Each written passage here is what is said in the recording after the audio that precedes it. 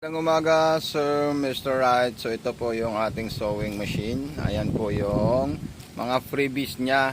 Itong stick dito, ilalagay nyo po dito. Kung mga sinulid nyo is ganito po siya, sir. So ngayon, sample thread lang po yung ilalagay natin na may kasama ng bobbing. So ito po siya. Ayan. Unang-unang step na gagawin natin, sir. Yung transformer, isasaksak sa outlet. Then yung kulay black na wire natin, isasaksak natin dito. Okay? So yung sa ilalim po, ang susunod natin, yung sa ilalim naman po, sir, itataas nyo lang po ito. Then, i-open nyo po ito, sir. Sumunod, gaganito na po siya. Ayan. Then dito nyo po yan ilalagay, sir. Vice versa na po yung paglalagay natin ng ganyan. At i-indicate natin dito, sir. Ayan po siya. Ayan. So yan po yung perfect na pagkalagay natin. Yung sa itaas, meron naman po tayong arrow. So ito po yung pinakaunang gagawin natin sa itaas, sir. Ilalagay natin dito. Ayan. Kita nyo po siya. So sundan nyo lang po ito, sir. Dire-diretso kailangan po madiin dito at sagad po siya, sir. Tataas naman po natin. At yung hook, ayun po siya. Para tumaas ng todo yung hook, ikutin nyo po ito ng pababa, sir. Ayan. Okay. So ayan po, lumabas po siya, sir. Sasabit natin.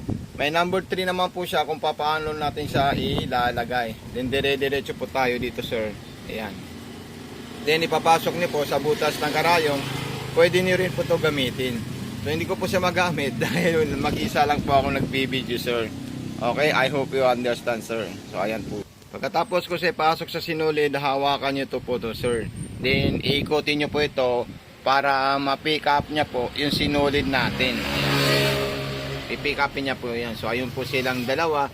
Then itataas nyo po ito, sir, para mahatak nyo po yung sinulid na dalawa, sir. Ayan po siya. Ayan. Okay, so ayan po siya. Lumabas po siya. Then hilayin nyo lang po siya. Ang tamang posisyon ng sinulid natin, sir, naka-slanting po siya na pag ganun. Wag po yung nakalagay po doon. Dapat ganyan po siya. Ayan. Okay. Then papasok ko po sa gilid at ilalagay ko po na yung takip. Then magte-testing na po tayo ng mga stitches ng ating sewing machine. So ito na po siya, sir. Ayan. Okay. Button start, tension para yung tahi sa ilalim, pwede nyo po i-adjust pag maluwag or nagbubuhol. Then reverse, speed control, selector ng tahi, reflector. So ayan, nasa number 2 pang cotton po yung tahi na gagawin natin dyan, sir. So ayan po, sir. Ayan. Then maglalak po tayo, i-atras natin siya. Ayan, okay. So napaka-smooth po ng performance ng ating sewing machine. Then ganito lang po natin siya. Then i-check natin yung tinahi niya sa itaas. Ayan po siya. Then yung sa ibabaw, ay sa ilalim, ayan po siya, sir. Kung maluwag pa rin po siya, hindi kayo satisfied, pwede nyo po i-adjust ito, sir. Ayan, okay. Then sa zigzag naman po, ito, ikutin nyo lang po ito, sir. Mamimili po kayo ng zigzag, edging, garterage, kung ano po yung gusto nyong design para magawa nyo po dito, sir. So, ayan. So, lahat po yan functionable at wala po siyang effect. Tapos, kung may concern po kayo, i-PM nyo lang po ako. Kung may katanungan po kayo, mag-message lang po kayo, sir, sa atin. Okay? So, meron po tayong Facebook page, Mato Sewing Machine Vlog.